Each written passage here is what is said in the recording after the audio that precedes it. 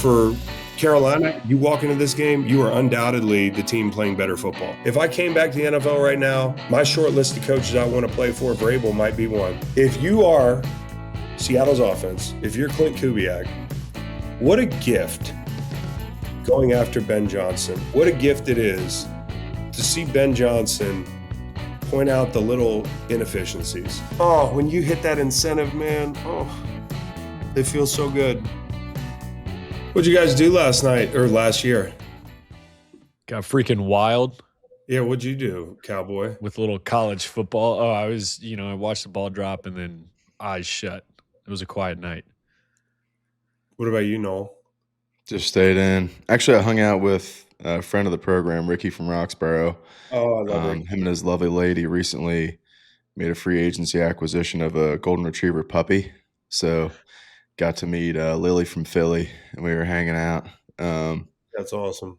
Yeah, so definitely got the puppy fever. I think my wife and I will be making a free agency acquisition this offseason ourselves. What Stay tuned. What breed of dog are you scouting? We're looking at Goldens. I feel like that's a good first dog breed. Boy, you sound like Kyle Shanahan. What do you mean? Whitest dog you can get. Well, funny enough, we're particularly looking at the English cream Goldens. Those are as white as the breed can be. I don't want anybody to see what exclusive resort I'm at in Florida. I need 2 fucking wristbands just to get around here. Yeah, Happy New Year's, fella. Happy New Year. What'd you do last night? Let me say that again. Happy New Year's, fellas. Happy New Year. Happy New Year. What did I do last night? What did I do last night? I went to a restaurant on resort with my children, and it sounded like a torture chamber in there. There were so many kids. There were glasses breaking. There were people screaming. It was a shit show. And I just want to say, first off, Happy New Year's to everybody out there. I don't have any fucking New Year's resolutions or anything, but my kids do. I asked the kids last night, or my wife did, what their New Year's resolutions were. And Waylon said, verbatim, he said, he's 9, by the way. He goes, straight face, I want to go to Subway and get a sub. I've never been to Subway. I'm like, buddy, I don't know if you understand how these New Year's resolutions work. And then Luke goes, I want to learn to spearfish. I said, all right. Anyways, so it was a good night with the boys. I'm on vacation, which is a dirty word in my household. I don't really like vacations. I'm kind of anti-vacation, guys. You might say, well, it must be nice to be anti-vacation. At least you can take a vacation. To that, I would say, is your backyard not good enough for you? Because it's good enough for me. And I'm not a huge fan of the state of Florida. As you can see, I'm pale as a fucking ghost. And it looks like I haven't been outside in days.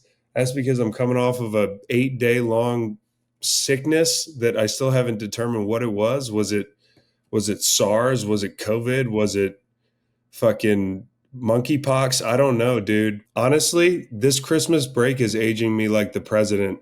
I feel like the 2025, 2026 Christmas break for me is going to have me looking like Obama. Like the difference between when they show you when you get in office and when you get out of office, like that's definitely going to be me. I slept 4 hours last night. I went to sleep at midnight. I couldn't wait to go to sleep actually, because, like I said, I've been sick for like a week, and basically, dude, we were 2:30 in the morning the other day. So we actually moved our trip back. We changed our flight because everybody was sick, to give everybody like one more day. Right. And, our flight was like early in the morning. What was it? Yesterday morning? I'm losing track of time. We go to bed. We're all exhausted, just trying to get one good night's sleep. 3 a.m, I wake up to two silhouettes at the door, not just one. It's Luke escorting Waylon downstairs because he can't sleep with Waylon in the room because Waylon, in his own words, is coughing uncontrollably, just like you, Dad. So this is Hell Week right here, dude. This is 40. You remember the movie with Paul Rudd? I used to wonder, like, what does that fucking feel like? Is it existential? Are you sad all the time? No, you're just in survival mode, dude. It's never about you, and that's okay with me. But at least when I get to Florida, I want to get a good night's sleep. Like, I was ready to go to sleep at like 11:30 and just sleep through the ball drop. Dude, I didn't even watch the ball drop. I just sat here in silence. My wife was already asleep. I timed up Grateful Dead's Clementine to like, because there was like 7 minutes left in 2025. I was like, let me find a fucking 7-minute Dead song. And I decided I popped on one of those LAD Bible. Is it LAD Bible stories? You know, those YouTube. Yeah. Is it Lad Bible or LAD Bible? I don't know, but we know what you're talking about. You know what I'm talking about? You ever watch those? Mm-hmm. They're pretty fucking interesting. I like to fall asleep to them. Anyways, 12:15, I turn that thing off.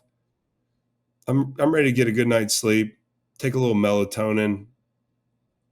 4 a.m. I'm staring at the fucking ceiling, dude. 4 a.m. I can't sleep. They get these orange lights outside the condo here. They're for the sea turtles. The sea turtles don't like yellow lights. And there's an orange light right outside the shutters outside my window. So it looks like I'm sleeping like outside of a truck stop. There's like a neon sign or something. And my shoulder's fucking killing me. My neck's killing me. So I get out of bed. I'll show you. I come out here to the fucking, you see that? That's a pull-out couch. I don't pull it out because I'm just like, I don't know. I like sleeping on the couch. The couch is terrible. My back starts locking up. So I put the couch cushions on the ground and sleep on the ground. And I'm laying there for 2+ hours. I start journaling. Dude, to be like, yeah, let me take a snapshot of how miserable I am and check back tomorrow. It was a terrible night, dude. And now my kids are like, Dad, hurry up. We got to go to the water park. It's sunny and 59 degrees here. So why wouldn't you want to go to the water park? Supposedly the pool is not heated. You know, when you have a family vacation planned out, I planned out 2 things this January, right? Our Florida trip. It's all for the kids. It's 55 degrees down here. Okay. It's like 17 degrees warmer than in Virginia right now. And then I also, for Luke's 7th birthday, want to take him to an NBA game. So my initial inclination, and this is in January, was I want to take him to see Wembanyama. He's going to be playing at wherever the Washington Wizards play, because that's like a 2-hour drive, right? So I'm thinking to myself, like, this is going to be awesome. And I asked one of my NBA buddies, actually, it's Kingston. Shout out to Kingston. And he's like, yeah, Wemby would be awesome. You know, Jokic is also coming to town, and Jokic never misses games. That's the one thing you have to worry about is like load management in the NBA now. And I'm like, yeah, that's a good fucking point. I'd hate to like buy good seats to like a Spurs game and find out that Wembanyama is resting his growth plates. You know what I'm saying? And so, you know, I'm like, bump that. I'm going to do, you know, the NBA's version of Christian McCaffrey, the coal miner, Jokic, who doesn't take any days off. And like, I don't know what the date is on that game, but I locked the tickets up and they weren't inexpensive. And we've been looking forward to it. And evidently he fucked his knee up real bad and he's going to be out till the All-Star break. So I got a trip to Florida. It's 50 degrees and I'm going to be going to watch the Nuggets, and Jokic is probably not even going to make the trip. So I'm 0 for 2 on dad shit. And so it's been a really long 10 days with the illness, with some of the gambling snafus. So I'm going to try to get through this the best I can. Like I said, I know I look like shit. I probably sound like shit. I don't know if my brain's going to be firing on all cylinders, but we'll try to get this thing done.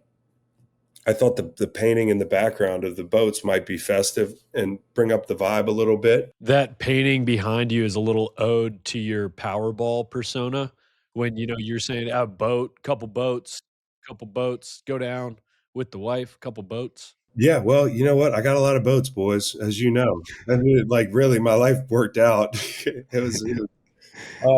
So anyways, got a lot of boats, got a couple takes, gonna just rifle through week 18 here. I mean, the NFL is so fucking lucky that a couple things broke their way, because this is very nearly a slate of football that, like, you can go outside and play with your kids.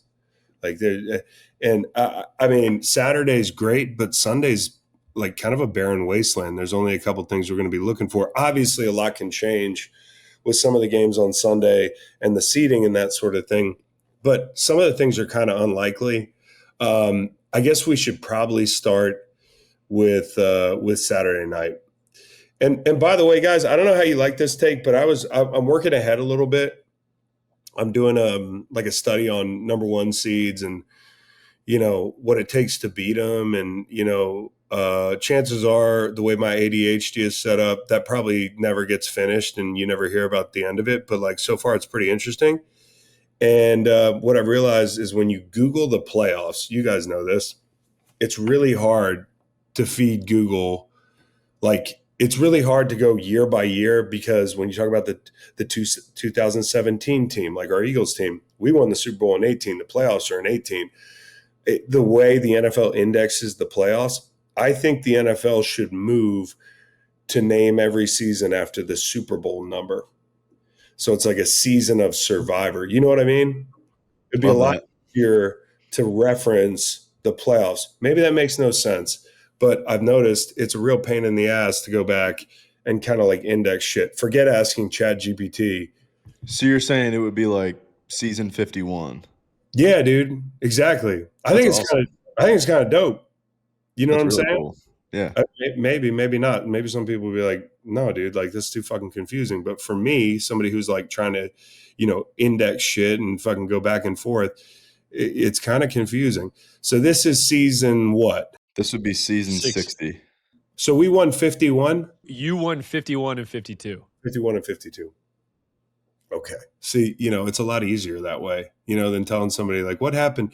I'm going back to like the Baltimore, Denver upset and all this stuff. I'm trying to see, like if there's any commonalities in what, because as we're looking at like who's the one seed, and who's playing for what this week and who's going to be coming to town for, say, like presumably, let's say the Seahawks win this weekend, like, what kind of matchup is the most problematic for one seed? So anyways, yeah, sidebar, I think we should rename seasons by not years, but like by installments of the NFL.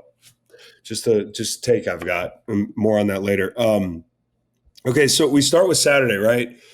Saturday is going to be a fun day, and it might mean nothing at all, right? The first game, I'm talking about the first game here, Panthers-Bucs. Okay, that's the early game. If you're the Bucs, you got to hope to win and then settle in and watch the hate week game Sunday, which is, of course, Atlanta and New Orleans in Atlanta. That game, you're going to have Fowler, Orlovsky, and Riddick on the call.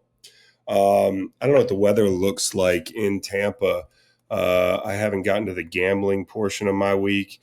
Tampa weather. I mean, I'm down here. It's fucking cold and windy, dude. I mean, like, And by the way, I got a brother who lives, I don't know, across Alligator Alley. I don't know if it's a faux pas, but I'm not even telling him I'm down here. Like, I don't want to attempt to like, hey, we should get together. Like, what? Nah, dude, I'm staying here until I go back to God's country, man. Like, I'm not venturing out in this shit or anything. And then Bo's like an hour and a half north, and he was like, come up and hang out with your boy. I was like, not a chance in hell, man. So the weather on Sunday is going to be beautiful, or Saturday is going to be not so beautiful. 71. with a chance of rain, precipitation, 20%. I guess that's a Florida thing. Wind 13 miles an hour. Weather shouldn't be too much of a factor in that game. I think coming in this thing, let's talk about the Panthers, because last week, I think a lot of people were really down on that offense. And I'm with you. I mean, I looked at that offense again today to be like, hey, what can I honestly say about the way specifically the quarterback played, right? Because coming out of the game, you look at his his passing chart, and it's kind of ugly. It looks like a lot of pitch and catch, a lot of check downs. They weren't the most ambitious. The one throw he obviously wants back is the pick. He got fooled in the flat, right? Straight up. And at that point in the game, they are doing a pretty good job of playing it in phase. I think it got to 10-3, and that's where they finally got a little ambitious. And I think that play killed him. So he definitely wants that play back. But generally, I don't think he made too many plays that I was like, man, the quarterback's the reason they lost the game. I know my bias is anchored here, but when I watch this team play, if you're going to beat a team like Seattle, and there's a chance that Carolina is more than a 50% chance that, because the Bucs need two things to happen. They got to win the game, and they got to hope the Saints win on Sunday. I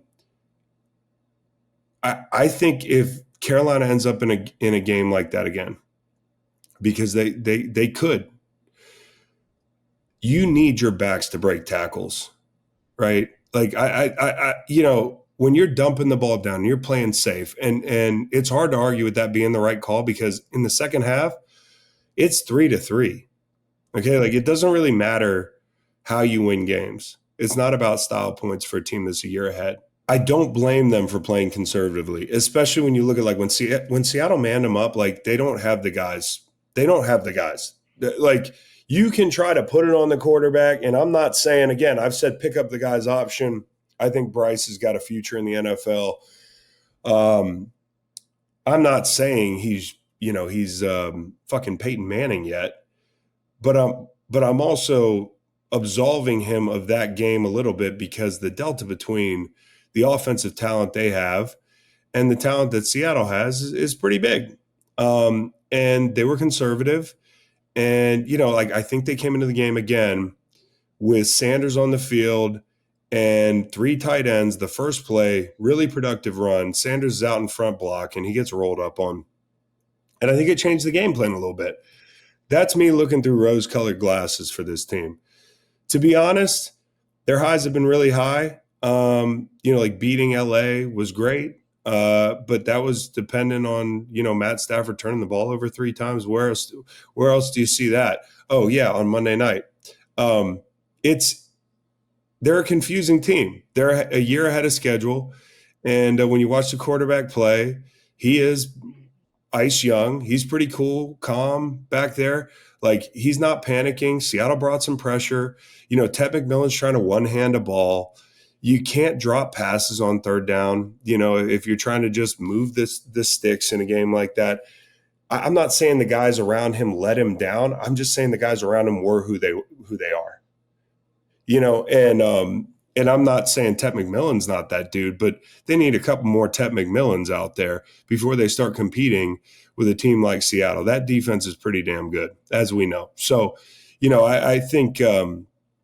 I think the backs again have to break tackles in a game like that. And Seattle was nails tackling the football. And also when you watch these poor fuckers outside try to get a body on Nick Emanwari, who I think should be called. Has anybody called him He-Man Wari yet? Is that? I'm sure it's. I don't know, but that's fire. The guy is just a dog, and he's a bully, and the way he throws around guys trying to play, he just swats people away like flies. Yep. And you're just watching him out on the perimeter there. Seattle's just so much more of a physical outfit, right?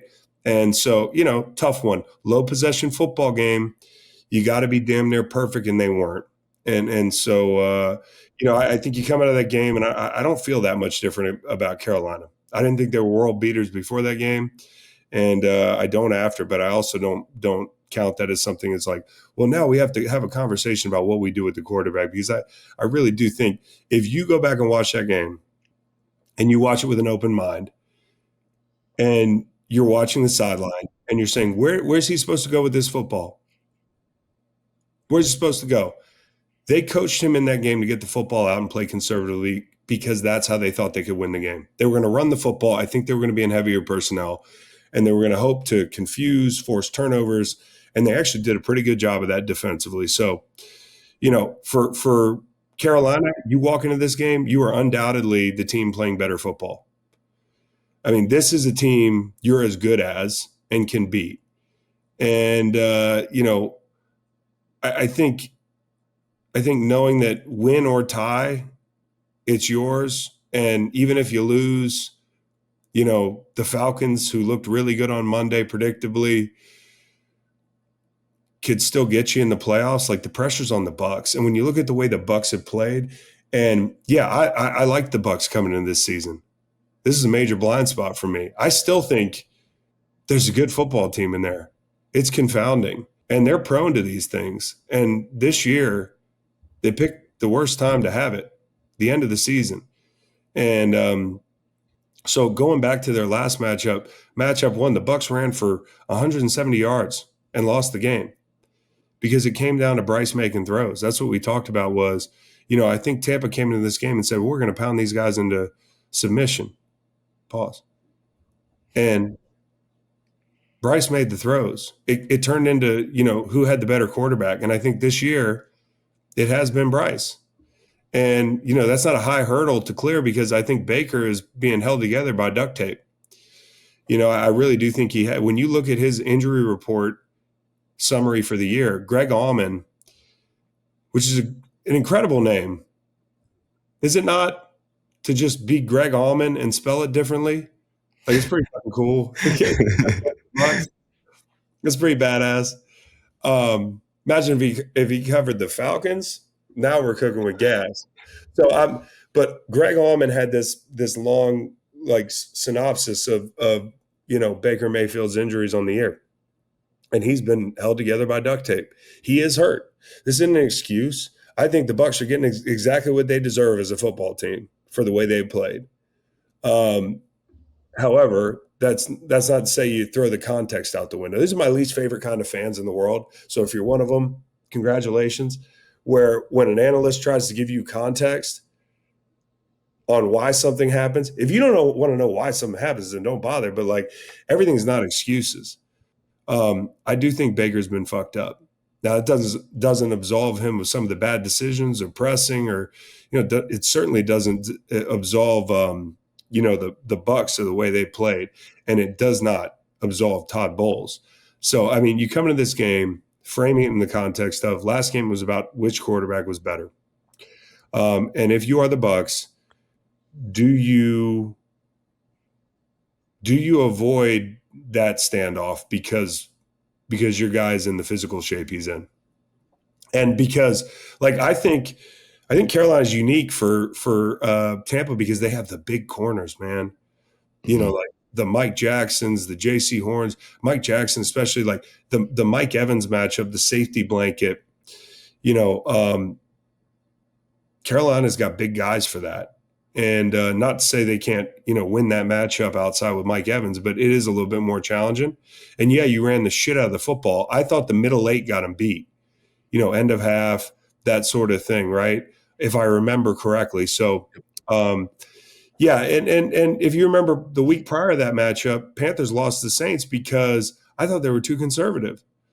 So the last thing I want the Panthers to do coming to this game is be scared straight because of the way their passing offense looked last week. This is a whole different ball game, and I think Dave Canales knows that, right? So I think they're going to try to throw the ball around the yard. They're certainly going to run the football, but you've got to be able to throw the ball around the yard. You were doing such a good job of it. Seattle's just not a group. If you want to beat a team like Seattle, God willing, you get in the playoffs and you end up in a situation where you go to Seattle at some point or Philly, it's going to be about the defense forcing turnovers and you playing a low-scoring game. Yeah. You don't want to end up in a 31-28 game with those teams because you can't. You literally can't. So I don't know. I think that's the way and for the Bucs, man, I've been on a couple teams like this where it felt like you heard a million times throughout the course of the season, this is it. One more chance, guys. Do or die. Todd Bowles in there. Do or die. You know, we play in a dome. Like this is really it now. So I don't know. I keep wondering if like being on a knife's edge can sometimes bring out the best in a football team. It has not done that thus far with this team. Maybe this team's got such a low pulse that they really need their air supply cut off like for a while. And this is it. So I think the blitz, man, you know, we talked about what Avero did last week was heated up Sam Darnold, heated him up. I assume he continues to do that this week, you know, 52% last week. And, you know, Baker's on the injury report, knee, shoulder. It's like game of operation. He will be getting cut next. I don't mean getting sliced up in the offseason. He's going to get a surgery. I don't know what's going to be. You can bet your bottom dollar he's going to be on the operating table at some point in the offseason. And so on top of it, Wirfs, he's got to go, but he's got turf toe. You know, he was a DNP early in the week. I don't know what the deal is at this point in the week, Noel. He did make it back to practice on a limited basis today on Thursday, but clearly the toe is still bothering him. That shit doesn't get better until, you know, like next spring, dude. You know, or this spring. We're in 26 now. I can't believe it. It hadn't sunk in yet. But yeah, and one of the funny things Wirf said is like, man, you shouldn't call this turf toe. It just sounds too, you know, innocuous, man. Like turf toe's a motherfucker. I would like to add to the list of things that need to be rebranded, high ankle sprains. I would rather that be called a lower broken leg because that's really what it feels like. And the turf toe thing is described the same way by every guy that has it. So, you know, while Wirfs is the best in the game, he might not be his best this week. More reason to, you know, to bring the pressure. And with Baker being hobbled, you would do it. And on the other hand, Bryce does struggle against the blitz. Shredded him in matchup one, though, and that's why he was the best guy on the field. And so, and again, like to me, that's why it's about personnel. You know, it's like if you can block this thing up, you know, if you had one more guy outside, if you had like, and I'm not like a anti-Tommy Tremble guy, but like if you had like a real great safety blanket against the blitz, like I think this year they're ahead. And so I think maybe you'll see Bryce improve next year in these situations, but at least against Tampa, he was fucking nails against the blitz. So I just think back to the way it ended for the Bucs last year. Washington, it looked like for stretch of that game that they just like the urgency wasn't there, and the mistakes were just so frustrating for that group.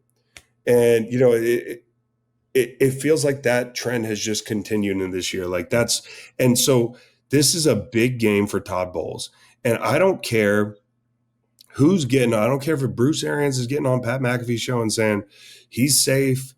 You know, I don't care if Ian Rappaport's saying he's safe. I don't know what's happening in the building, but every week it can't be something different and not at least be the coach a little bit. You know, he's up there at the podium and they're asking him, like, you're opting out of covering kicks. Like, what's up with that? Like, some of these guys are here just to cover kicks, coach. Yep. Yeah, we're not doing it because we can't do it. You know, the tirade after the Atlanta game, you know, Baker's got to play better. He does. Absolutely. But you made a hire at offensive coordinator. I don't think it was the perfect hire. I don't think the guy, he's obviously not on a Liam Cohen trajectory. So, you know, there are things that the coach and the front office have control over, execution, details, things like that. You talk about the defense, that is your backyard, man. And that defense has played a lot worse as the season's gone on. And not just being like when Kancey went down, I thought that was a huge injury because pass rush is not their forte. And you had a dance partner for Vita Vea inside, and you had a real strength. Now, what is your strength defensively? So the personnel, you call some of those things into question, like not making a move at the trade deadline for anything, right? At that point, you're still a pretty good football team. Maybe they saw the writing on the wall and they were like, we're not chasing the dragon this year. But you put a lot of chips in the Hassan Reddick basket, and that didn't really work out. Maybe they didn't foresee Levante David aging another year. Like people talk about the ledges of even great players, like not knowing where the ledge is. There's a few things this year that just haven't been great. And obviously offensive line injuries have really hampered this team and not being able to be with but I'm not going to make all these damn excuses for this team because I'm about to break a game down in a second with a coach that's like, fuck it, bring it on, dude. I'm him. I'm Kyle Shanahan. My whole team's hurt. I got all pros up in it's like they could sell tickets to Fred Warner and they could sell tickets to the IR suite for $150,000 a head. Seriously. It's crazy. Like, people, you remember that the people from Pursuit of Happiness that fucking got all that money and took Will Smith to the football game. Like that's where they could sell $1 million package to sit there with Nick Bosa and Fred Warner and all the other guys. Because that's what they've been dealing with. So I don't want to hear it. You know what I'm saying? I just don't want to hear it. Like other teams figure out how to play with these injuries. And so the blind spot for me looks to be the coaching staff a little bit this year. When I put this team in the contender conversation, maybe I should have looked harder at the way they've done this thing year after year. I know they won a Super Bowl recently. Tom Brady was on the team. It felt like the details were a little bit different, right? And it was funny when he came back and he was covering a game, and there seemed to be that little tension when Baker was like, yeah, well, I do it my way, and Tom does it his way. And Tom's like, well, on air, like all I ever did was win a bunch of fucking Super Bowls. So, like, maybe Tom was right. And I'm not putting it on Baker, but what I'm saying is, like, maybe this team's just missing that detail-oriented culture. And so, like, at the end of the season, short of them winning a playoff game, it kind of feels like Todd Bowles is up for discussion. And I'm not saying he's got to go. I'm not in the building, right? It takes a lot for me to be like, yeah, this guy's got to go. Especially a guy like Todd, who I really expect. He is under contract, signed a 3-year extension before the season, under contract till 28. It is funny though. I sick day this week, sitting on the beanbag with the kids. We watched the Tampa Bay documentary, which it's pretty fucking interesting. Starts with Doug Williams, where they lowballed Doug Williams, right? Probably because he's a black quarterback. And he leaves, and they get what they deserve. They get like a bunch of years of 1-2 wins. Like they were the St. Louis Rams. At least it was warm down there. And eventually they hired Tony Dungy, who changes the whole culture. They nail that hire. It doesn't go perfectly, right? And they fired Tony Dungy, dude, to bring in John Gruden. And the next year, within the next couple of years, I think it was the next year or a couple of years later? I think it was the next year. I think it was the next year, yeah. John Gruden comes in and starts challenging people, telling Derek Brooks he needs to play better and shit like that, dude. And telling them they need to score 9 touchdowns on defense and shit like that. Like, I don't know.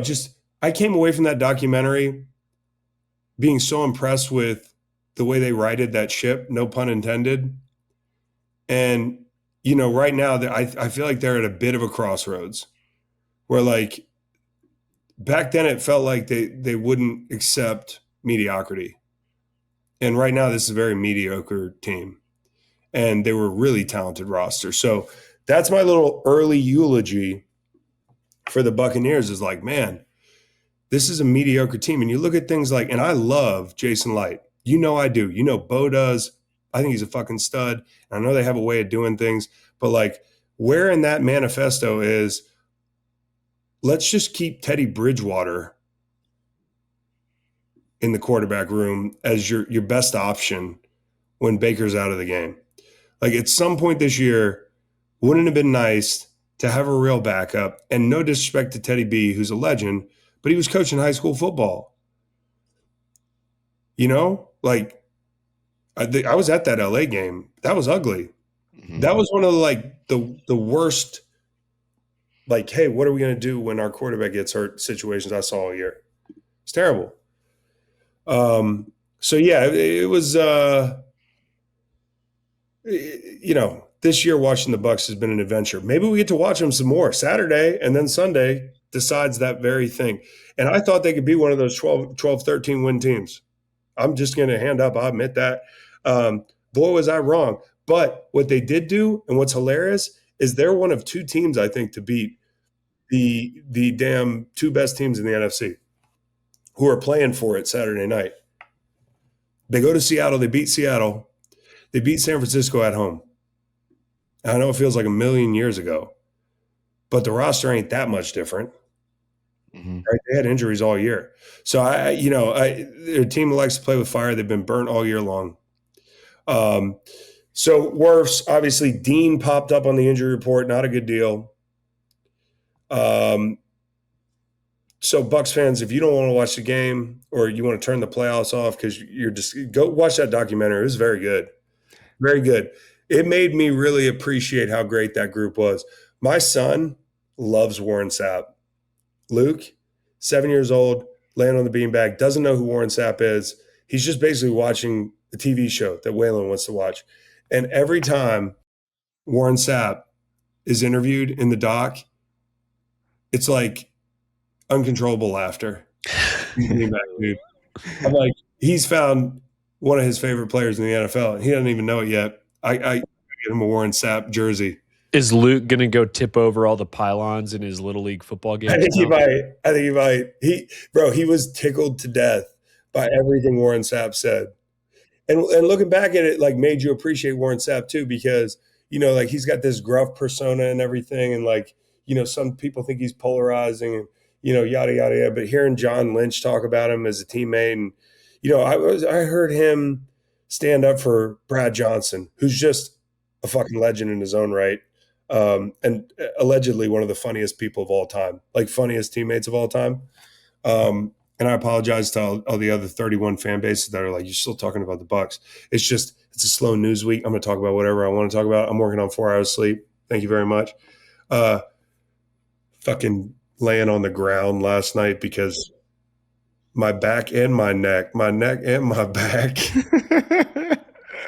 And I got SARS. So dynamite segue into the Niners, whose coach is an absolute weapon, who's dealt with injuries all year long. So not a big deal for him. And they are challenging the Hawks for the division title this weekend. And I think most people think they're going to win it because you know how this thing goes. And by the way, Hawks, Niners, all the marbles, you get Joe Buck, Troy Aikman. This is your A team, right? This is going to be an incredible game. And honestly, if it sucks, the NFL has really got to hope Sunday night is like a classic. Because people are going to go outside on Sunday. And I don't blame them. Go outside. Play with your kids. Maybe I'll take my own advice. So, this game, I think most people think coming off of Sunday night, and that's not insignificant, right? It's a Sunday night football game and a high-scoring football game, an emotional football game, one that took 60 full minutes, right? Like down to the second. I think most people who watch that game, national spot, you're the home team this week. I think most people think the Niners are going to win this game. I don't think so. And I got this one quote-unquote fan of the show that, he's been in my mentions, I think, because it's hard to differentiate. You see him in the chat. All year you pick against the Seahawks. No, I don't. I don't think I picked against the Seahawks all year. I certainly didn't pick against them last week. My family depended on them last week. I think the Seahawks are going to win this football game. Do I have doubts about Sam Darnold in January? Yeah. He's got to beat the allegations himself. I can't do that for him. He's got to put his big boy pants on and do that. But I will tell you, as shaky as he's been, and I pointed that out, He made a big fucking throw at the end of that Rams game, a couple of them. And he made some big throws at the end of last week's game, as bad as he was for stretches of the game, right? So this is a game to me, and I want to set the stage for this because I was talking about Shanahan. I want to finish my take about Kyle Shanahan because I've been standing on a soapbox talking about him being coach of the year pretty much all year. I know Mike Vrabel might be coach of the year, right? Like he might win the damn thing. Liam Cohen might win the damn thing, right? You can't give Drake May the MVP and give Vrabel coach of the year, in my opinion. Unless you're going to give it to Josh McDaniel. And I love Vrabel. Dude, I am a Vrabel. I would play – if I came back to the NFL right now, my short list of coaches I want to play for, Vrabel might be one. I just fucking love the guy. I feel like if we were teammates, I'd have been headbutting him before every defensive series. All right? Drinking 1 million beers after the game. Guy's like a man's man, right? But I think Kyle Shanahan's just on another level this year. And when you consider that one's coaching an MVP quarterback and has had pretty good injury luck this year, now the domestic violence luck is starting to run out on the New England Patriots. But I do think, I do think there's something to be said for who's your quarterback. If you're coach of the year, you can't say, hey, Drake May is the best quarterback on the planet. And the other guy who's in the running for coach of the year, in my opinion, is Kyle Shanahan. And he had Mac Jones and Mr. Irrelevant, who's a damn good player in his own right. But he developed that dude from the ground up. He is an offensive coach. And look at the way he's had Brock Purdy playing. And look at the way he had Mac Jones playing. And look at all the people that were hurt. And all I hear about all the time is Brock Purdy's limitations and who he's not. So those people should probably vote for Kyle Shanahan to be coach of the year. Okay. Also, last week when they were in 12 personnel, this is the whitest fucking team I've ever seen. With Trent Williams out of the game, it was like the Canton Bulldogs out there, dude. It was crazy. It was nuts. It was seriously, it was insane.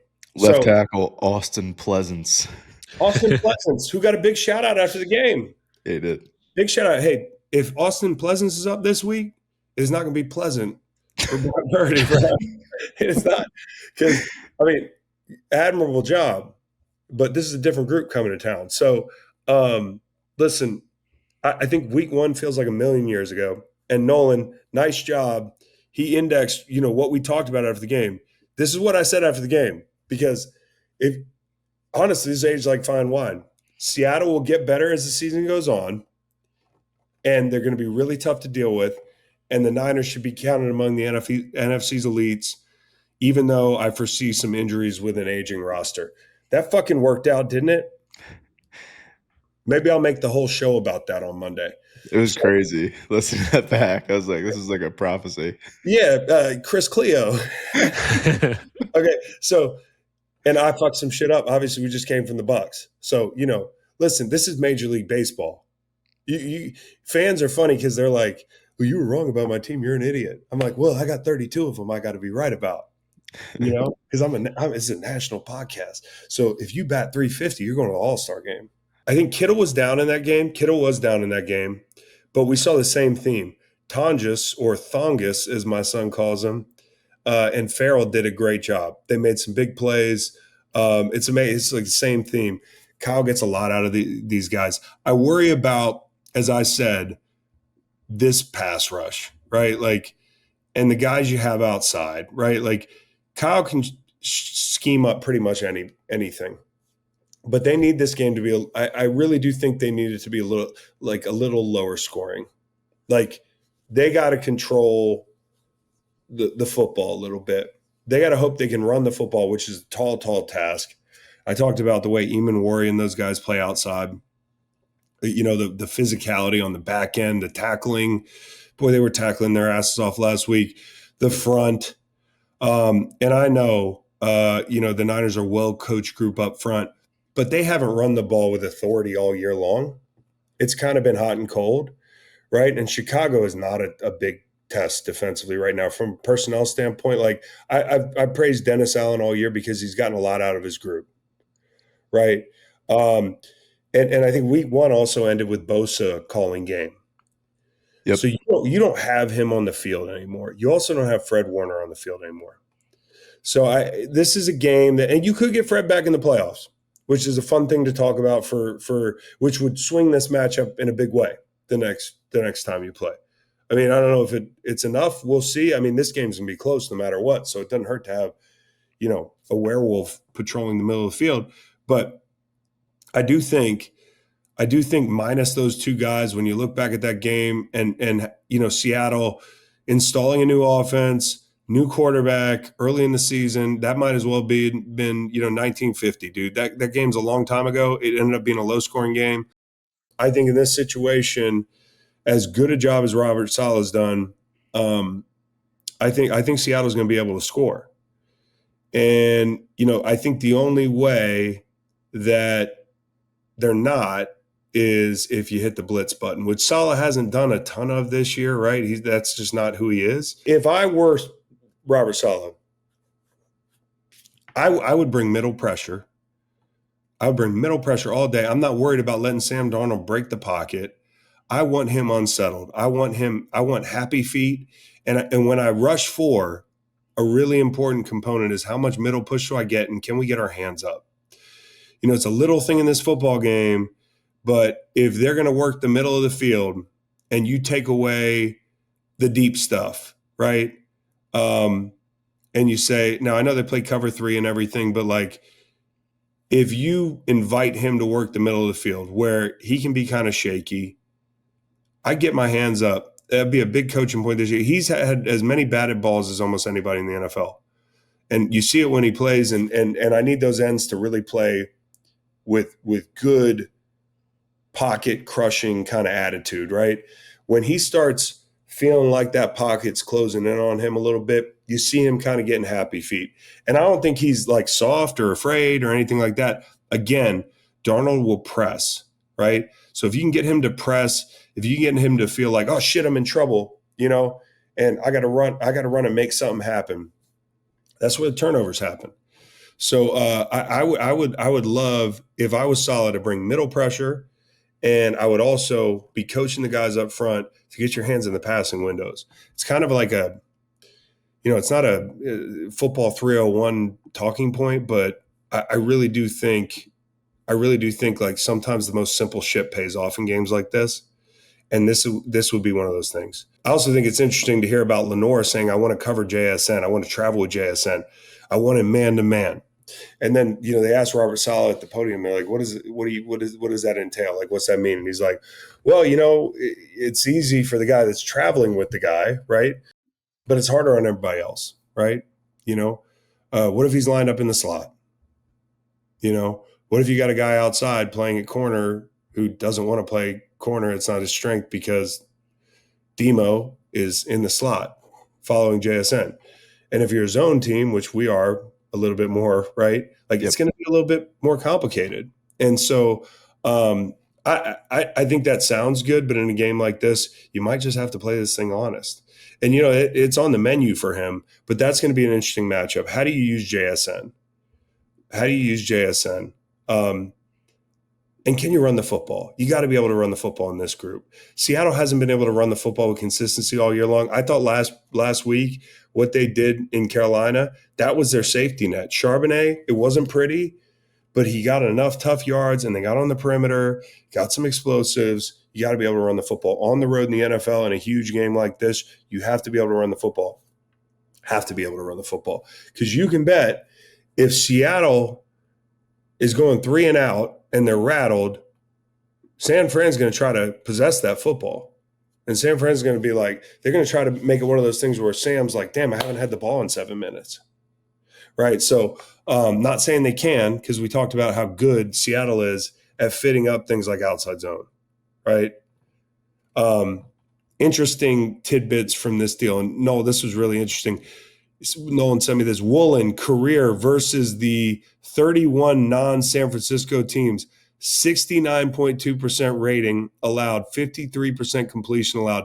Woolen career versus San Francisco, 113.5 rating allowed, 69.1% completion allowed. Woolen's the guy, right? We often talk about like as good as a player he was off the rip coming in the league, like you can get this guy. Mm-hmm. It actually was, Chris, it was those 2 games his rookie year when he like couldn't stop picking the ball off. The 2 matchups against San Fran in the regular season, he had a 103 rating allowed, and the second matchup a perfect 158.3 rating allowed when targeted. So Shanahan likes him. Shanahan likes him, and that makes sense. You know, Woolen's not a space player. You know, like I think sometimes when the ball's in the air, he loses it, and you're like, he's just a bigger body. Like, Shanahan can put him in some binds, and that makes a lot of sense when you look at the numbers. I also think like one key to this game that maybe isn't like so obvious. It's really hard for a quarterback to go from the mentality of last week, where it was like score or die.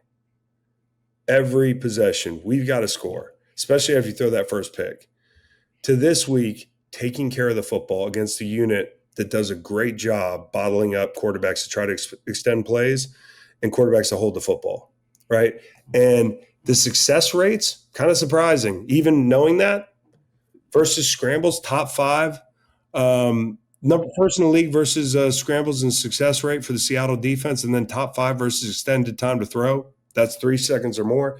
So, this is a deal where you're like, I kind of feel like this is a good matchup for Seattle. And a big injury to keep your eye on is obviously Trent Williams, but it's also Kittle, right? I also think another sneaky thing in this game is this. If you are Seattle's offense, if you're Clint Kubiak, what a gift going after Ben Johnson it is, right? What a gift it is to see Ben Johnson point out the little inefficiencies.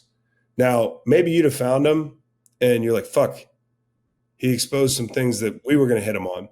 But I also think Ben can be the puncher that you can counterpunch off.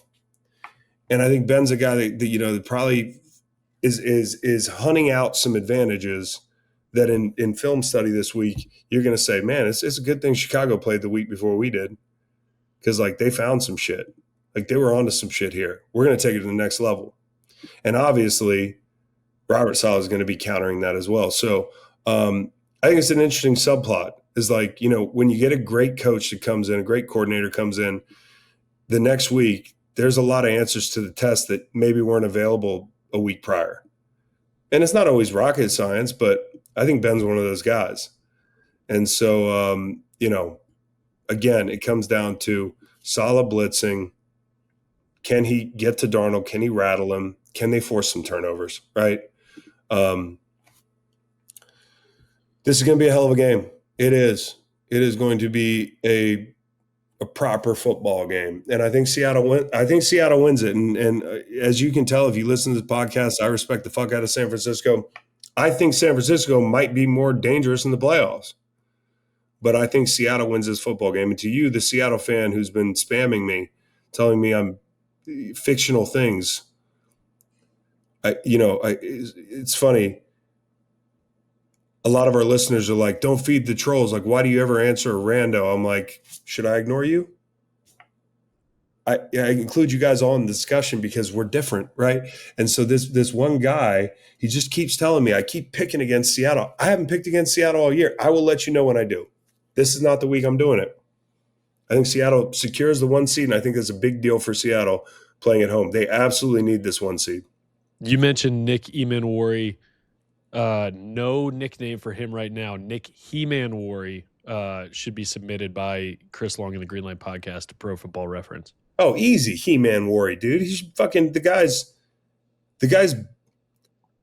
looks like me if I was in the gym and could run a 4.5, and was, me if a defensive end. He looks like a defensive end. That's what I'm trying to say. And he's that strong. Just ragdolls receivers out there.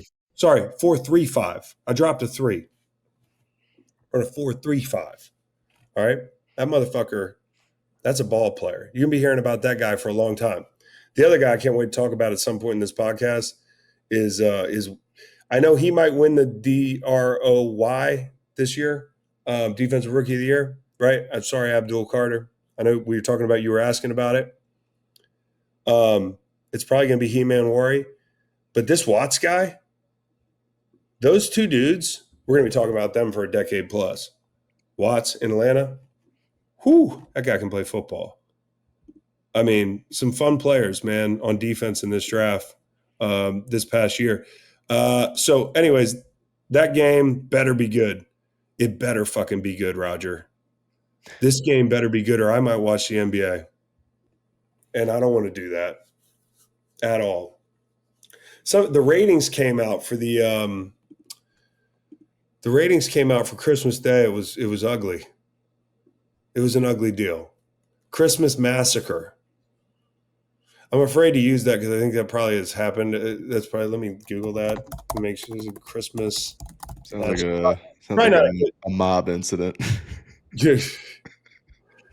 No, that's cool. There's no such thing as a Christmas massacre. People take Christmas off when it comes to massacres. It is a console game, though. I know, that's what I'm seeing. But an 80s inspired gore-drenched stealth slasher game. Oh, that sounds fucking awesome. I'd rather be doing that than fucking hanging out in Florida. I'm gonna go play Christmas Massacre, dude. All right. So, anyways, Christmas Massacre is also the name of what happened to me this year. Seriously, I mean, this has been a tough week. Again, I'm looking like, which president aged the most? Which president aged the most? Jimmy Carter, obviously. That's what dumbass. You worry about AI taking over the fucking world. Go ask ChatGPT a simple fucking question. I mean, I asked which president aged the most. Is it Jimmy Carter has lived the longest? Bitch, I asked you who aged the most. You're supposed to know what I'm talking about. We want some before and after shots. Yeah, worst before and after president.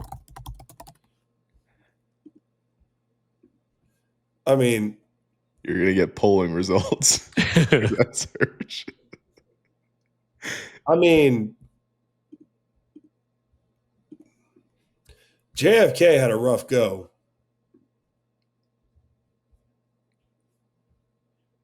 You can laugh, you fucking pussies. It was like 70 years ago. It was like 70 years ago. Obviously, I'm bummed he died. Well, what's really fucked up is my head pictures gave me the before and after. Well, and who would have would hit it be him? I should have said Lincoln. Would it be him or Lincoln? Should have said Lincoln. It's okay. It was a little bit longer ago. Isn't that funny? That's how we do things.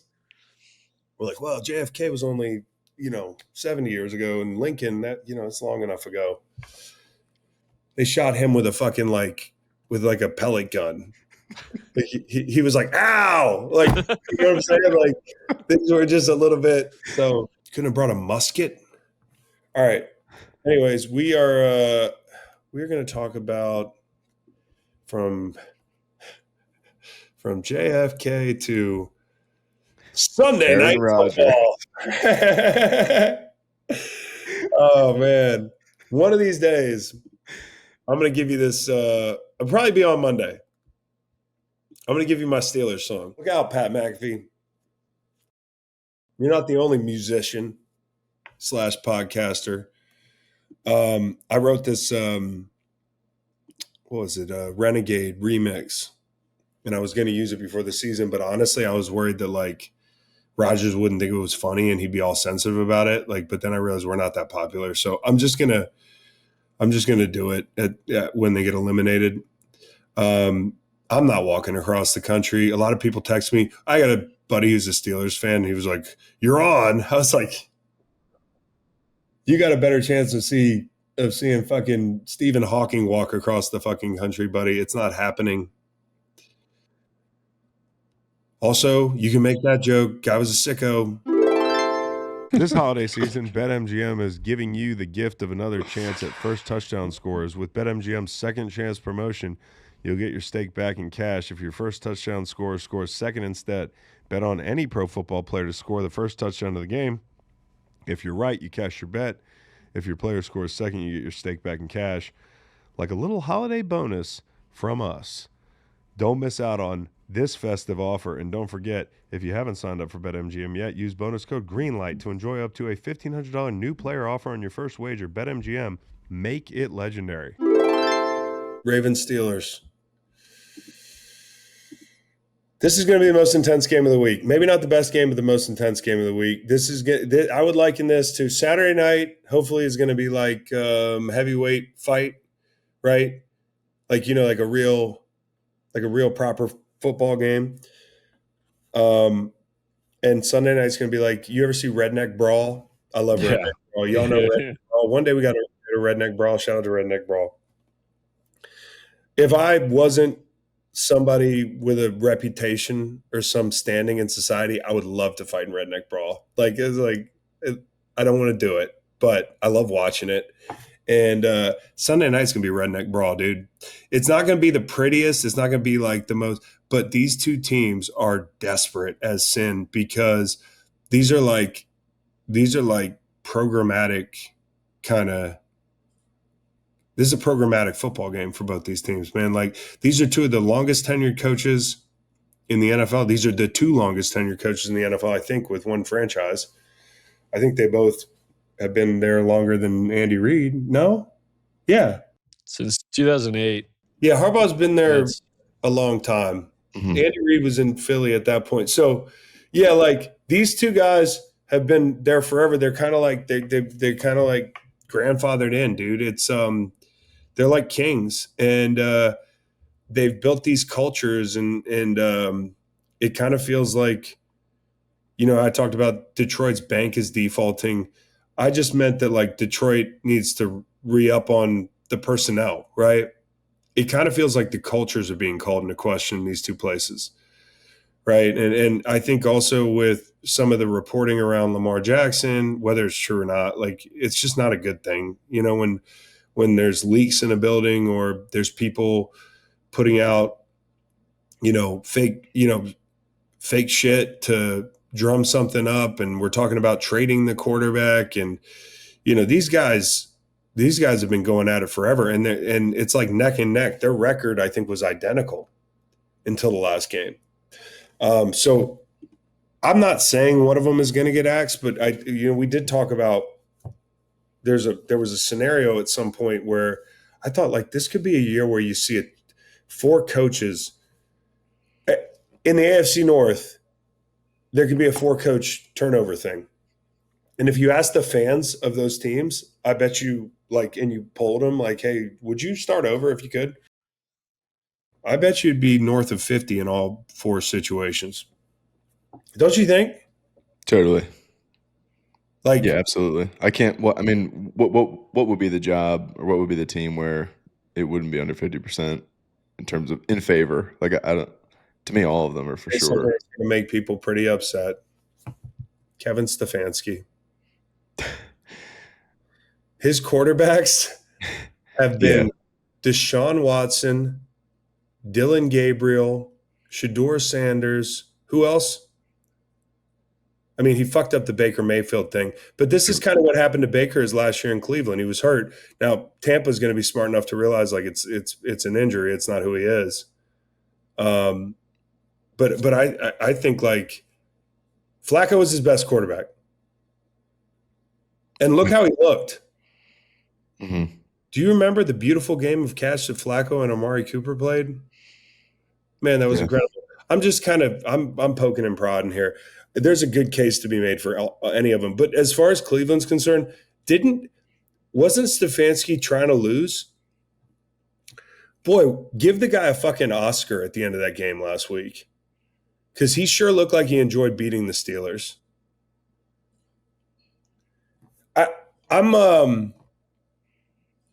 It's a frustrating division, man. It really is. And the craziest thing is, maybe the guy who's got the Lambo parked in his fucking garage should get fired first. And I'm not talking about Lamar, but the whole thing is confounding, and these two teams have underperformed, and now here we are. It's down to the last game. Like, go figure. And everything that had to happen for the NFL to get this happened. And so you've got people that think the script is real, and this is real scripty.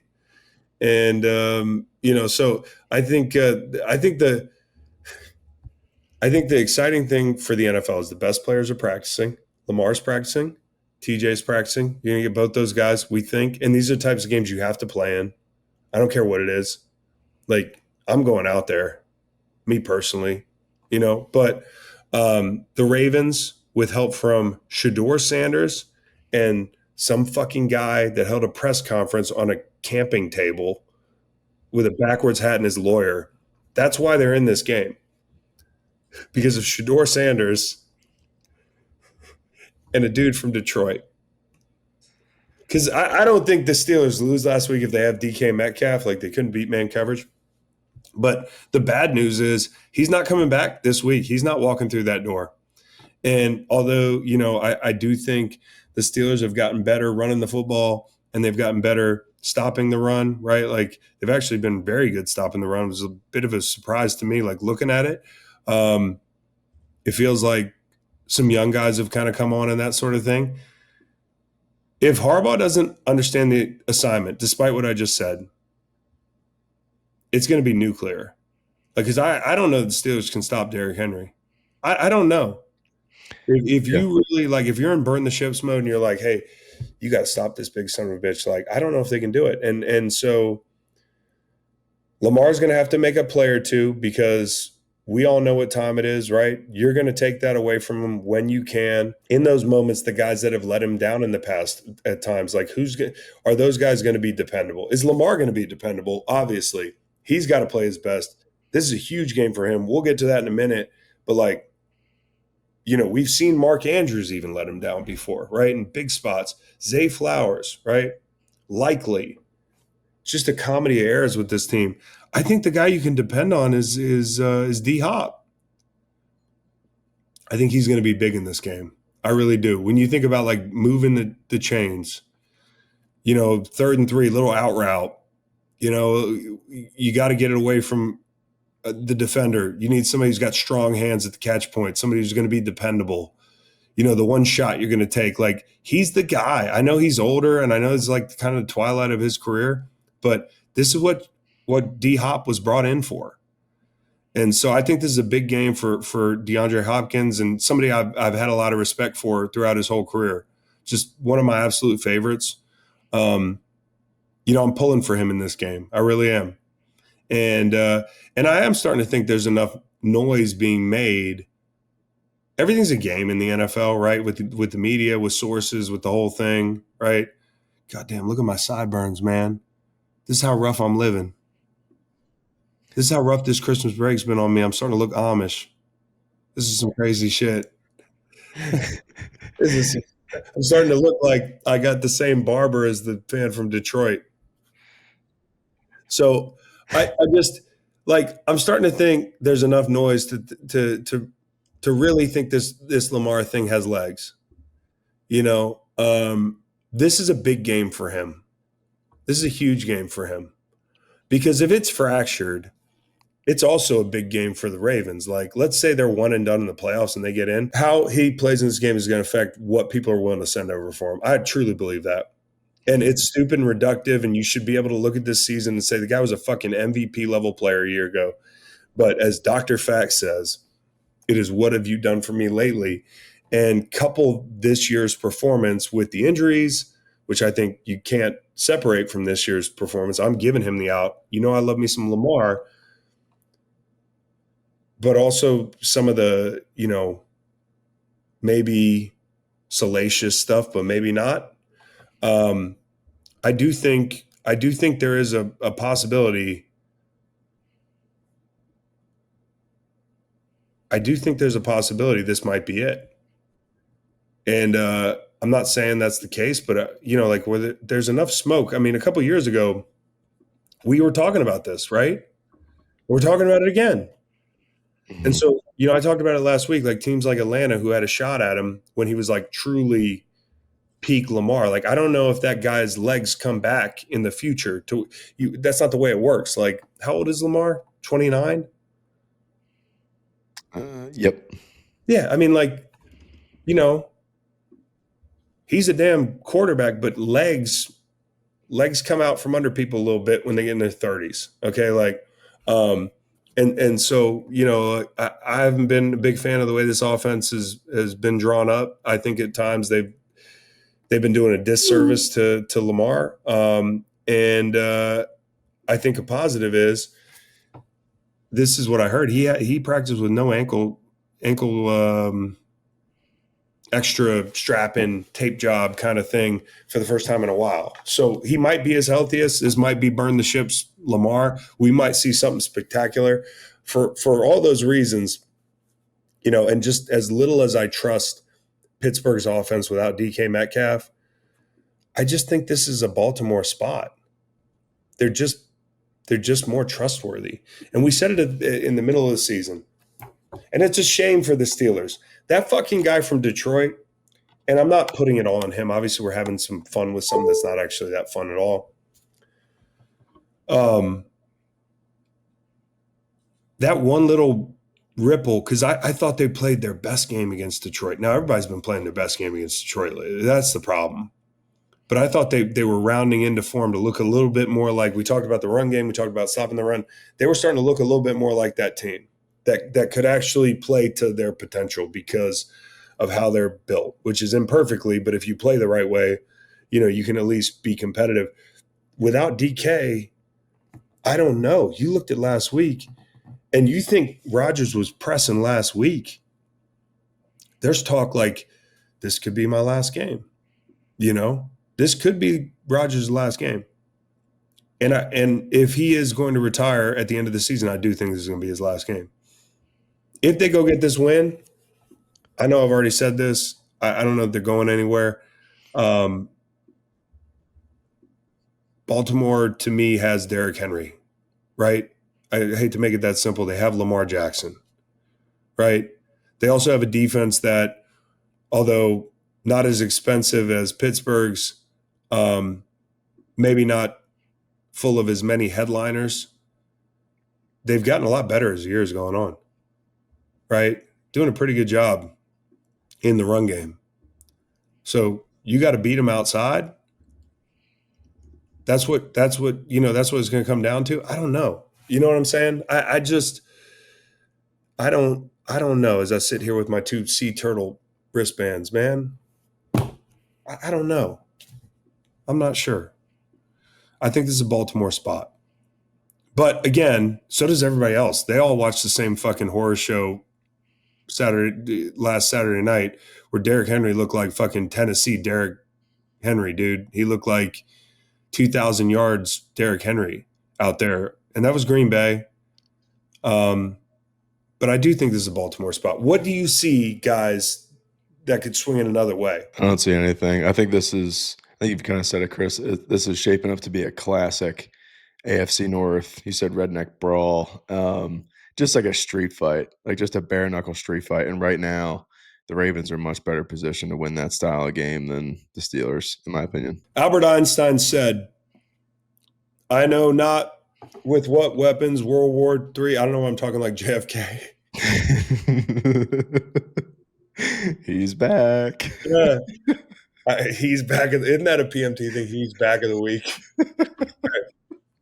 Albert Einstein is often quoted as having said, I know not, it's just hard not to read it like JFK. It's like, fucking, he said it's so confusing. I know not with what weapons World War III will be fought, but World War IV will be fought with sticks and stones. This is World War IV Sunday night. This is going to be like, this is like the last people left after the mushroom cloud, man.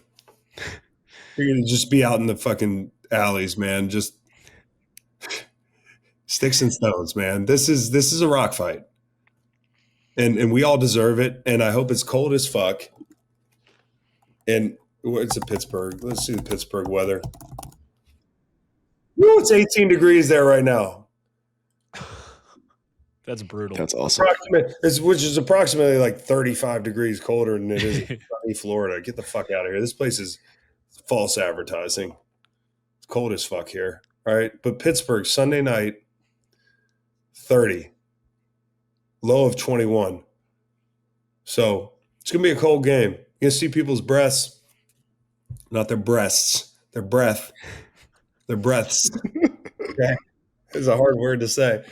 And tune in. See people breathing. You're going to see people breathing. You're going to see people hitting each other. You're going to see people. You might see people fighting. This is the kind of game. This is the kind of game that you love to see if you're a rock fight connoisseur. There's going to be a few other AFC teams tuning in too because they want to know who's going to win that battle to be able to play the AFC North winner in the first round of the playoffs. So most likely Texans is what so most likely Texans. And the Texans continue to be living right, man. They're living a blessed life. They just – can you imagine? I mean, like DK will be back for that game. But, like, if the Texans played this week's Steelers team, the interesting thing is if they play Baltimore. That's an interesting one because Baltimore in the past has bullied that group. But this is not, your daddy's Baltimore. This is a different Baltimore, and this is not your daddy's Texans either. Do you really the last couple times they played, I feel like Derrick Henry just ran all over him. Now there was – did I forget one? Because I felt like there was a revenge game. Texans versus Ravens results, history. We've got 10-5-25. Obviously, Houston beat the dog shit out of them this year. But don't forget Christmas of 2024, which isn't that long ago, 31-2. Like, that's the kind of thing that just sticks. Obviously, the playoff game in January of 24, Baltimore beat the dog shit out of them then too. Until this year's game, when Baltimore was probably playing some of the worst football they played all season, this is a matchup that Baltimore owned. So Baltimore might say, hey, if we win this game, we played the Texans. Although I don't believe it, they got to feel like, hey, we got a shot. We got a puncher's chance. And they do. Anytime you got Derrick Henry, you do have a puncher's chance. But this game's going to be all about turnovers. Speaking of Derrick Henry, he's got to hold on to the football. Lamar's got to hold on to the football. Likely, Andrews, the whole gang. I think D-Hop's going to make some big plays in this game. Here's the other thing. Falele, he can't be like he can't be like so fishy and pass pro this week, right?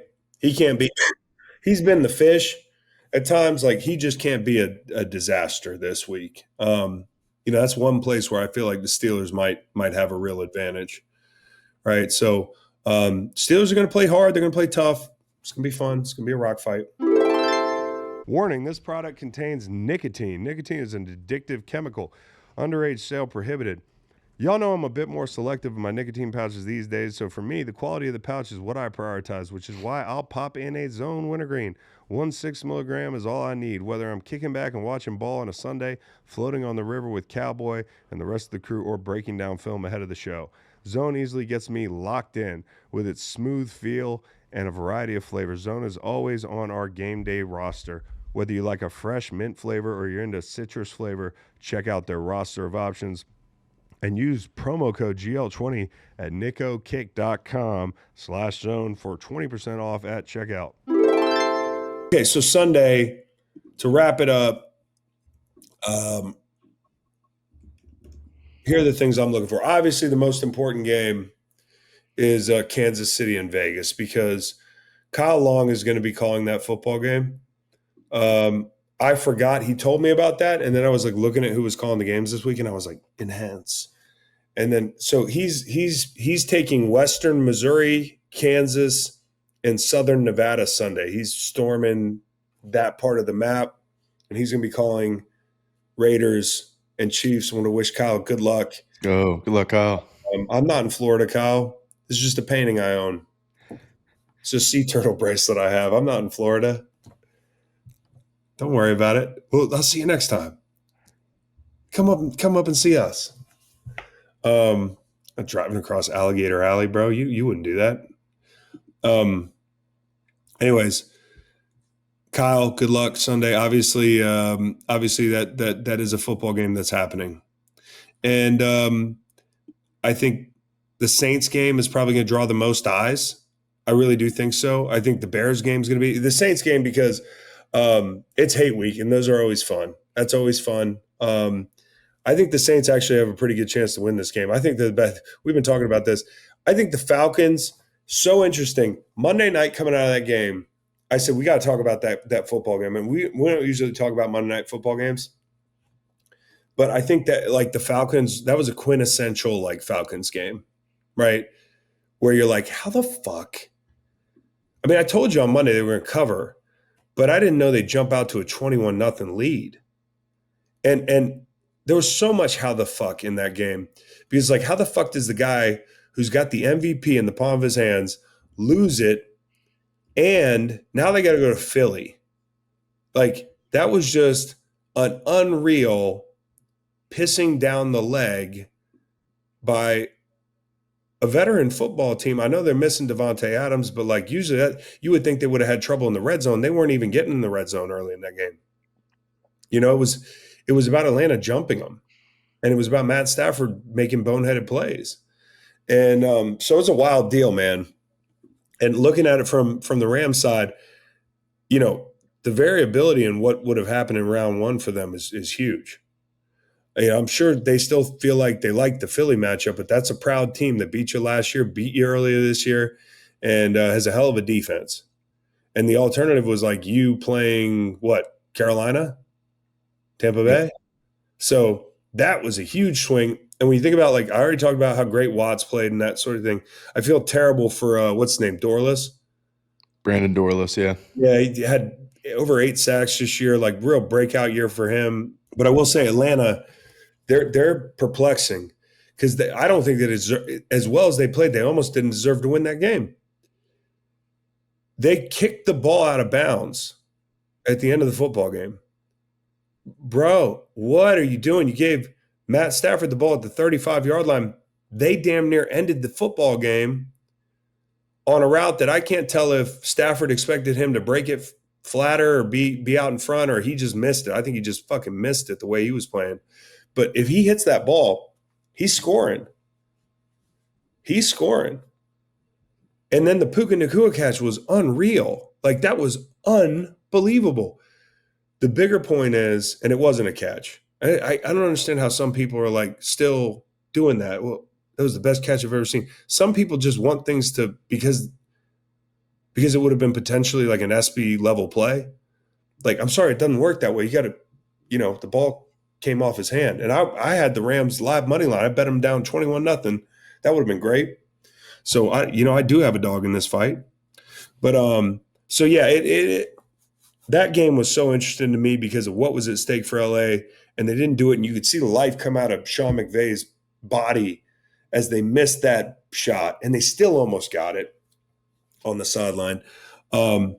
But just, you know, do I worry about the Rams? Like, no, I really don't. There are things, you know, like every team, there are things I worry about with that team. I think Matt Stafford throwing 3 picks in a football game or whatever it was, that's not going to happen in the playoffs, I don't think. But it does fuck up the path for them, makes it a lot harder. And for Atlanta, man, they're God, how do I say this? Are they a sleeping giant? It's the most perplexing thing to me because if that football team has a good quarterback, they're scary. The way they've made Buffalo look, the way they made LA look, the way they've looked in other games, like, but the way they've also looked in some games where they got fucking shelled by the Panthers, like 30-0. You know, and it kind of confirms to me that, like, I know Kirk Cousins isn't a world beater at this age. I didn't think Michael Penix looked that great earlier this year. You know, Bijan Robinson is the guy who run that offense through. I mean, he's just so special. Those guys are right. When you hear Troy Aikman glazing, you know, Bijan Robinson, I mean, he starts talking about, hey, Barry Sanders. I remember this Barry Sanders run. Me and Jason Garrett, my backup quarterback, we watched him run for 2 yards, and it was like a 70-yard, 2-yard run. Like, to be talked about in that vein, it's incredible. When he took off for that 90-plus yard run, it was unbelievable. Unbelievable. Their future is pretty bright, but you have to make a decision on Raheem, right? Like, is he the guy you want driving this Ferrari. I don't know. Like, that's up to them. But what do they do at quarterback? I've called for Malik Willis, bienvenidos a Miami.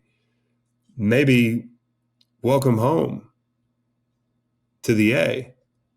I don't know, man. That team's got a lot of talent. And I think the thing that's tough is, like, if you make a change at head coach, which it doesn't feel like they will. I don't know, though. Arthur Blank's a pretty patient guy.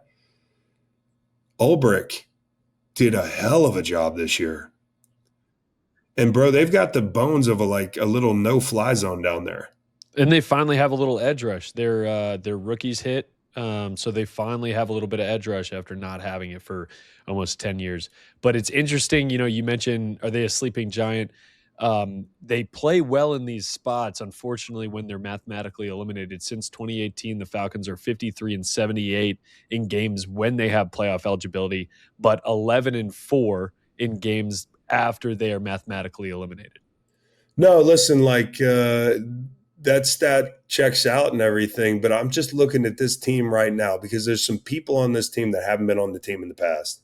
There's some young players. The youth movement that they've got going on right now is pretty damn good. And they did that despite kind of spending extra capital on quarterbacks and that sort of thing. They fumbled the bag on this quarterback thing. And I was all about, I didn't mind, the insurance policy of drafting a Penix, but the thing for me I was dead wrong on was, all right, if you're going to do that, don't draft a guy with an injury history like that, right? Because now you're dealing with a guy who's got another big injury, and the quarterback you've got on the roster is 40 years old. So they got no first-round pick this year from the Pierce trade. So they got to hit on all their picks, and I'm kind of interested in this division next year because you got Tyler Shuck, who's playing this game, who I think – right now, golly, we've talked about it. The Saints look like the best team in the division. And the reason I think they can win this game is because it's hay week and because they can stop the run. And so if they continue to play defense the way they've been playing and that quarterback plays the way he's been playing, there's no reason that they can't win this game. It might be for nothing because I think Carolina might win that game Saturday. I think this is, how many lives do the Bucs think they have? Who do you think they are? Who do they think they are? You don't get 9 lives. So this game is huge on Sunday. We'll see what happens. Potentially huge. The NFL would hate it if it wasn't, right? Yeah. The most hilarious thing of all time, though, would happen in the Cincinnati game because obviously another big game is Cincinnati because we've got the sack record, sack watch. Sack watch. If Cincinnati ran the football the whole game,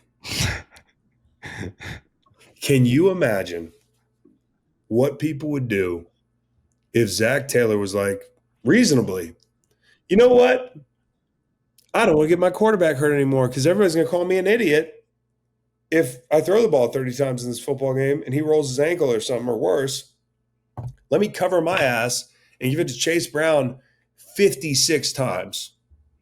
Shorten the game. Let's get the fuck out of here and go back home. Joe's got a paleontology trip lined up, dude. He's ready for the offseason, right?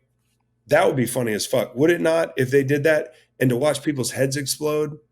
The same people that probably would have called Zach Taylor an idiot if he dropped back and threw the ball 30 times, the same people that hated Brett Favre for laying down for Michael Strahan, allegedly, would be out for blood if the Bengals did everything they could to not let him get this record. They'd be like, that's so fucking cheap. What do you want to do? Just lay down? I just think per Pro Football Reference, Jamie Morris holds the record for attempts in a game at 45. He did it in 1988 against the Bengals on December 17th, 1988. So that would be the funniest shit ever if, obviously we want Miles to get the record, but the actual record that was. I mean, you're a division foe, dude. It would be the pettiest thing of all time. Would that awesome. Not? Bengals, what do you think about that? Bro, that would be so fucking funny, and Miles would be up there after the game.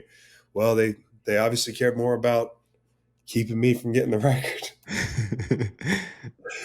Oh, who are the Bengals running backs this year beyond Chase Brown? We've got I want to find the lowest guy on the depth chart that we can afford to just Taj Brooks.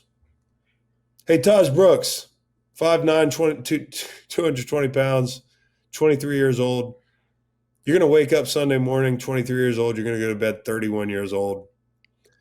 We're going to give you the ball 56 times. And your guy, Samaje. I don't want to give P. Ryan. No, I love P. Ryan, man. He don't have to do – he'll do a little dirty work, you know? But this will be fucking hilarious. Hey, buddy, you got 14 career carries? How about we quadruple that?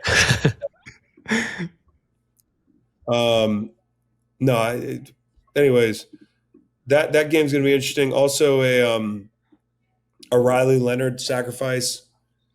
Hey, buddy, which honestly, if they're not careful, the way they can run the football, and maybe the way that Phillip Rivers has probably coached up Riley Leonard, like they can find some quick answers. Like you just never know in a game like this. The Texans need to take care of business. 2 weeks ago, they were in a dogfight with the fucking Raiders. And, the same thing goes for the Jags, who are 12.5-point favorites at home. But Cam Ward is a lot of fun to watch. So both those teams need to take care of business. If both of them do, Jags win the division. But wouldn't it be interesting if after all that stay on that side, you fucking blow a game where you're 12.5-point favorites? I don't think it's going to happen. I really could use Malik Willis to hit that win total.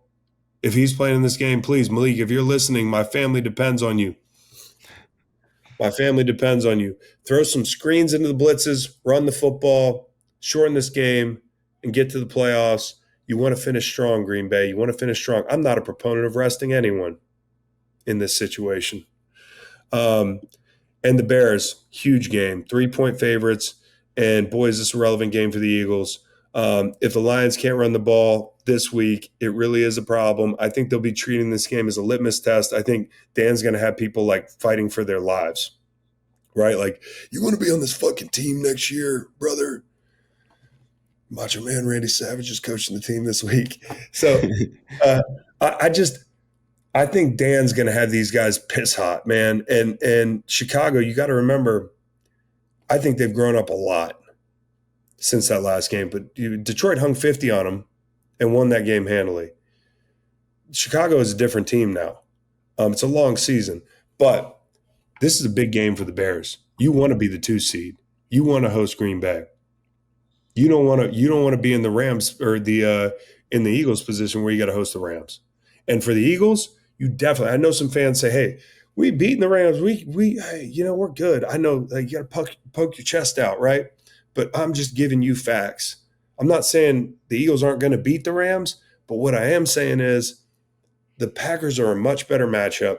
They don't have the corners, and they don't have the rushers. And the squeaky wheel right now for Philly is the guys up front.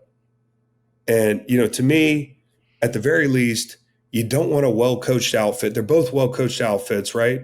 But there's one that's a little bit more like you don't want a McVay coming to town. Mm-hmm. That's, and you don't want that front coming to town. And so if I'm the Eagles, I have to win this football game, right? And for Chicago, you absolutely have to win this football game. I think it would help a great deal. Now, these games are at the same time? Yes, both 4:25 on Sunday. Yep, so there you go. Everybody's going to be looking at scores, which, they would never break them up because you need everybody to play to the best of their ability. So I have a mailbag type question. It's probably impossible to answer, but with the AFC North up for grabs, NFC South up for grabs this weekend, and both those divisions, depending upon how those games go, some things feel like they could be in flux. Yeah. For the next 5 years, which division are you more bullish on? And you can define that any way you want. The North? AFC North, NFC South. Okay, AFC North, NFC South.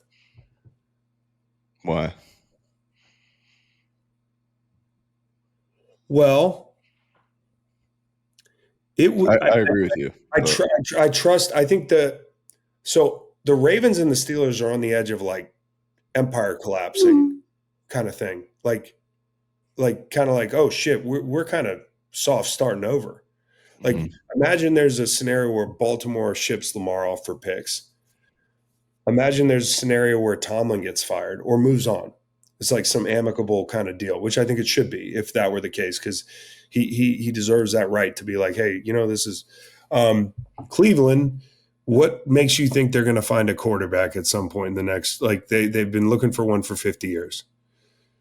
Like and maybe not 50, but I'm just being hyperbolic. And then the Bengals. Listen, I mean, they're a Super Bowl contender for sure, but like tick, tick, tick. I think the top to bottom, I trust the Bucs organizationally to get this thing right. I think New Orleans, again, Mickey Loomis, sustained success over a long period of time, looks like they have a franchise quarterback in the building. Maybe not a top-end franchise quarterback, time will tell. But look how quickly they kind of like put pressure on the wound and stabilized it. Atlanta, we just talked about how talented a lot of the young pieces are. And I think Bryce gives them a chance in Carolina. Like I think they're moving in the right direction. I feel like there's more depth in the NFC South. Yeah, I think so too. And I think the outcome of this Sunday with the AFC North game, it's weird. It's like it feels like that division is at this like end of an era stage almost. That's right. That's probably jumping to a conclusion, but it is. I think with the AFC North, they're at this really interesting inflection point. Yeah. Sorry, I was texting my wife that I will be down in the lazy river as soon as possible. Lazy and chilly, the chilly lazy river, dude. I will ask Meg which division she's more bullish on, dude. I will ask Meg. That was a good question. I think that's really interesting. I do think there's some. This year feels like crossroads for a lot of teams. Like it's a transitory period where like a lot of the people that it also makes you appreciate the sustained success of some of these franchises in the past and how great some of the quarterbacks were that we grew up watching. It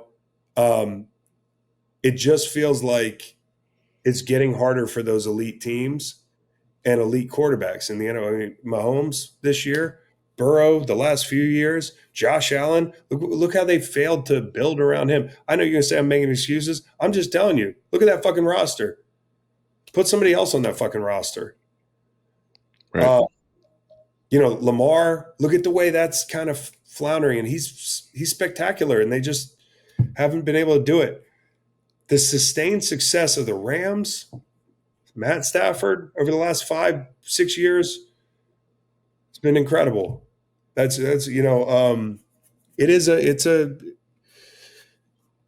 pretty remarkable to look at the New Englands of the world, the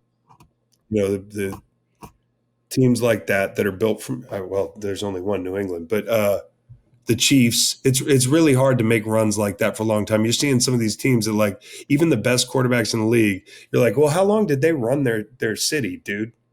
How long did they run that division? Like, well, really not very long at all. You get the best guy on the planet. So it's about team building. It's about the roster. It's about the front office. It's about coaching. And so we'll see. But it's been a really interesting year.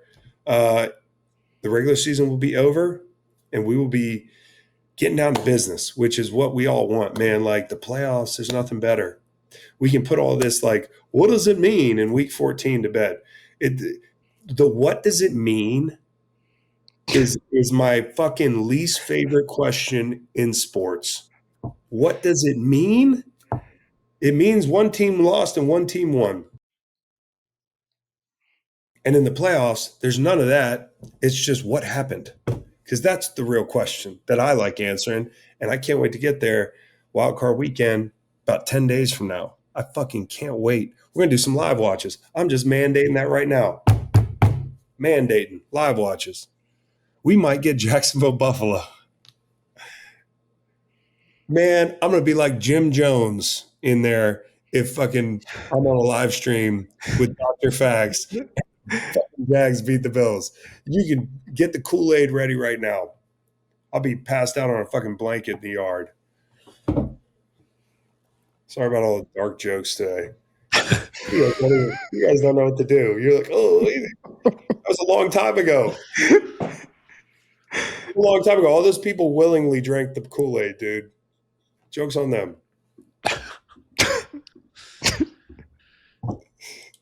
Hey, Chris, what does it mean to go into Week 18 with incentives on the line? Oh, it means a lot. It means a lot. I always tell this story. Bill Belichick, that's my dog.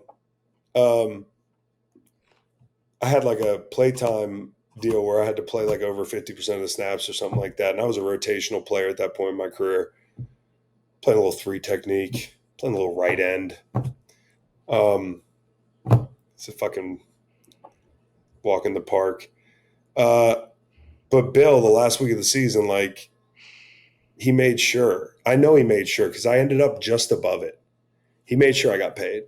And we went down to Miami and played the Dolphins. And I knew the number in my head. And I'm like, waiting for B-Flow to pull me out.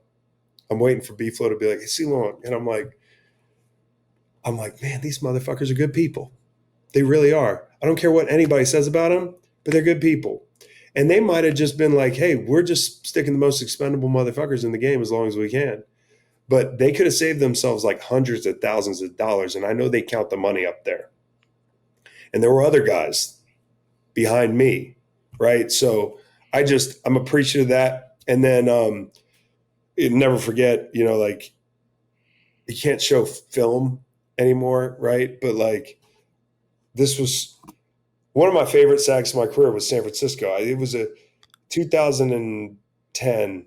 So this is the first year where I kind of broke out because my first 2 years, they were playing me at right end and I was playing in a 6 technique. And everybody's like, this guy, what is he doing out here? He doesn't know what he's doing. I'm like, yeah, well, fucking, I'm 2-gapping a tight end.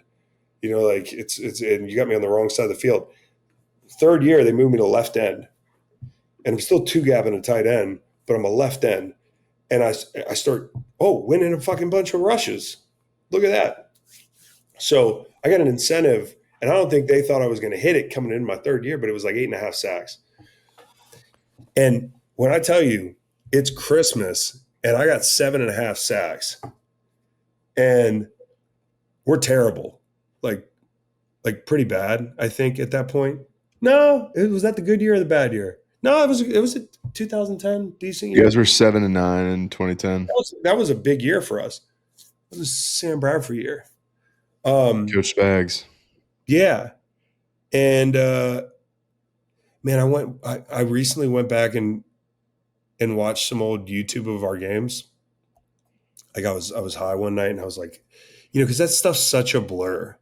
You're like, when you're a young player in the NFL, you don't really know what's going on. I know so much more now with my bird's eye view of everything where I'm like, I see what's happening here. I see what Spags was coaching his ass off, dude. We just were terrible on offense. Like we were losing games like 17-3 sometimes. Like it was crazy. Like I'm not saying we were world beaters defensively. We weren't that talented, but he was maximizing our group, even though the scheme was a little bit not so fun to play in. But third year, Sam Bradford comes in. We got Josh McDaniels. And all of a sudden, like, we're winning some games. And, like, our offenses – and we got leads. And your boys over at left end, and I'm starting to figure it out. And I got 7.5. It's Christmas. And Alex Smith and the Niners come to town, and they got the Christmas lights on the little score bug. Like, it's just that time of year. And fourth quarter, end of the game, I beat Anthony Davis with a speed rush. Beautiful speed rush, too. 2-hand swipe back when I could actually ankle flex and get down. And it was sick. And I reached with my offhand and took that ball off Smith. Freddie Robbins falls on the ball. And I remember looking up at the ceiling of the fucking Edward Jones Dome and thinking, $750,000. and doing this. I'm on the ground doing this. People on TV are like, the guy made the game-winning sack. For sure. For sure. I was excited about winning the game because technically we were still in the hunt. We, of course, go to Seattle next week to lose to Seattle, who got in the playoffs with a 7-9 record. They had the tie break somehow. So we lost to Charlie Whitehurst. And that was the Beastquake year. That was the Beastquake year. But I'll never forget, bro, the best Christmas present I ever got.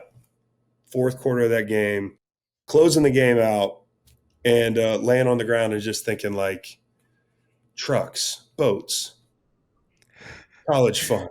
Like whatever you want it to be, brother. It's when you hit that incentive, man. Oh, it feels so good. That's so sick. But we'll see who hits their incentives this week. We'll see who hits it. And your buddies know it too. Like your buddies always know.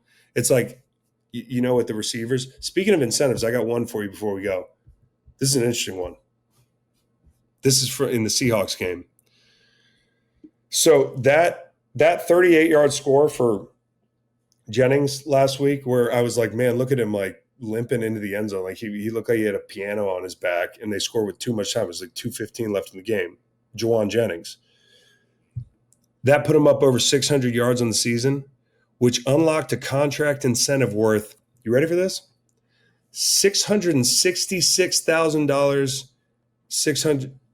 It's 6 sixes. It is 6 sixes, dude. It is 666 666. I can't even say the number. I don't even know what that number is. 666,606. I can't even say it. 66. Yeah, it's fucking confusing. I'm just thinking maybe 66 cents. I'm just thinking it's the mark of the beast, man. Like what?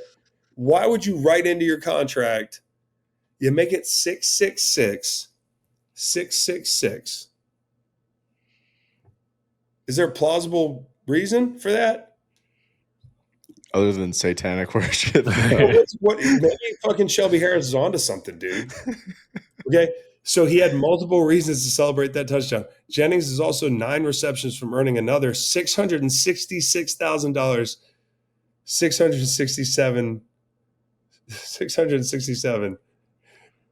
incentive. He just put a 7 at the end of this one to beat the allegations. Or maybe it was 66 cents and they rounded up. Maybe so. And if he plays over 35% of the team's offensive snaps against the Seahawks, he'll earn another $800,000. So he was like, yeah, let me just throw him off the scent. I'll do one for 800. Clean up his books. Lucifer over here, dude. His agent is like fucking – it's like fucking slitting goats' throats and shit. Like, what the fuck, dude? I've never seen a full-on Satan incentive like that, dude. It's wild. Maybe there's a lot of those and I just don't know it. It's got to be the only one. Let me try one more time. $666,666. That's insane to say. Uh-huh. That's a fucking nailed it. It's insane. All right, so congratulations to Juwan Jennings. Stay the fuck away from me, buddy. Stay the fuck away from me and mines, my friend. With all that. Hey, quick shout out Adam Troutman. He needs 5 catches for an incentive of his own. Sean Payton, when asked about it, said, well, he averages about 5 catches a year, so we'll see. Yo, he's the best kind of asshole, dude. He's the best kind of asshole. Love Sean Payton. Yeah, so that was it, guys, and we will see you on the We'll see you on Saturday. We've got a little Stanford Steve betting action, which we have to settle because you guys are tied at the top, 47 wins. That's right. Oh, we are tied, but we don't settle at week 18 though. Right, it goes into the playoffs, but making sure. But we want to know you got to build a little cushion heading into the playoffs because there's less games. Need a cushion. All right, hey, y'all take care. I'm gonna go enjoy sunny Florida. Happy New Year. Happy New Year. Happy New Year, fellas.